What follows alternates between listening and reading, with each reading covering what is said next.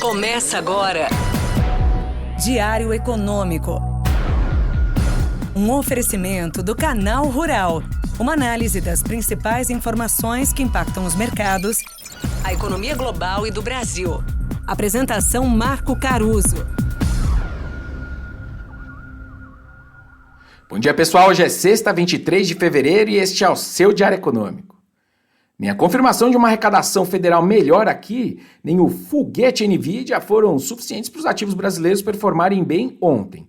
A gente viu dólar e juros para cima, a bolsa no 0 a 0, num dia que o S&P 500, Nasdaq e Dow Jones fecharam nas máximas históricas. Mas vamos por partes. A arrecadação teve o melhor desempenho da história para um mês de janeiro, cresceu quase 7% em termos reais, quando a gente compara com janeiro de 23. E, entre outras coisas, o resultado foi impulsionado por aquelas medidas extraordinárias que eu já citei para vocês, a exemplo da tributação de fundos exclusivos que passou no Congresso no ano passado e o povo está pagando agora.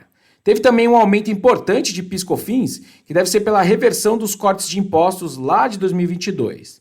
De mais estrutural ou menos pontual, vamos dizer assim, tem também as receitas previdenciárias e, principalmente, o imposto de renda que é retido na fonte do salário do trabalhador, que está crescendo forte, colado nesse mercado de trabalho que está aquecido aqui no Brasil. Outro ponto interessante é o IPI também, que eu desconfio que começa a surfar uma indústria brasileira que está com uma cara melhor. Aliás, esse foi um dos destaques que eu dei na nossa revisão de PIB para cima esse ano, na nossa projeção, que foi de 1,3 para 1,8, seguindo um ciclo global de manufatura, ou seja, da indústria, que está mostrando uma recuperação e o Brasil está indo junto. Eu gosto de olhar a relação entre novos pedidos da indústria e os estoques para tentar projetar a produção industrial. E a cara está melhor mesmo. E isso pode refletir numa arrecadação melhor de IPI. Aliás, por falar em indústria global forte, um parênteses aqui.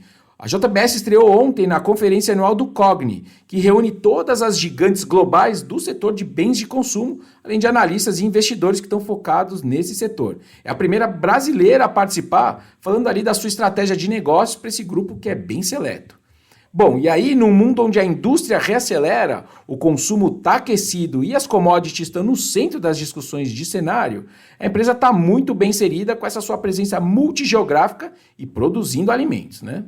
Outra que está na crista da onda é a NVIDIA, né? Não tem como deixar de falar dela, mais uma vez.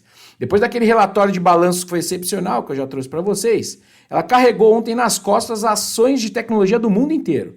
Na verdade, a NVIDIA foi o gatilho para a bolsa americana, para a bolsa europeia e a bolsa chinesa baterem máximas. As ações dispararam mais de 15%.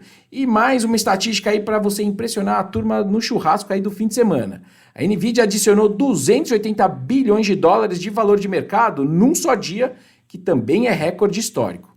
A gente está falando de uma Petro, uma Vale e um Itaú inteiros num único dia em valorização.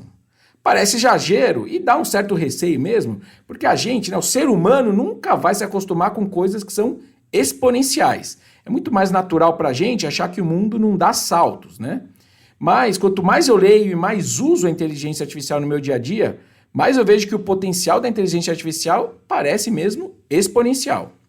Bom, dito isso, acho que vale a gente fazer uma pequena digressão, um pouquinho de filosofia aqui, sobre os impactos macro disso tudo, NVIDIA, bolsas na máxima, inteligência artificial, etc.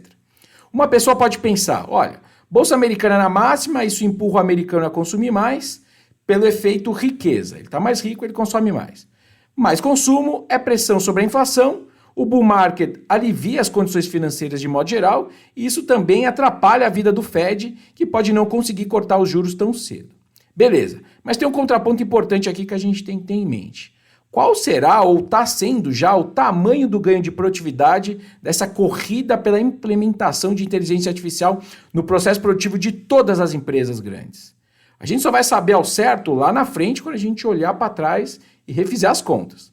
Mas, enfim, para essa discussão mais mundana sobre juros e Fed esse ano, diz o livro-texto que um banqueiro central não pode ficar apostando nessas coisas para cortar juros.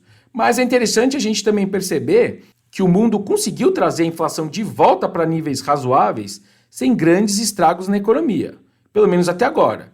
E aí, por falta de explicação melhor, os economistas têm que considerar o ganho de produtividade que isso tudo pode estar gerando, né? E considerar isso nessa equação, porque ela te dá mais PIB com menos custos, menos recursos, ou seja, menos pressão sobre a inflação. Veremos.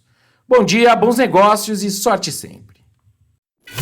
Você ouviu Diário Econômico, um oferecimento do Canal Rural. Uma análise das principais informações que impactam os mercados, a economia global e do Brasil. De segunda a sexta, às 6 da manhã, no Spotify e YouTube.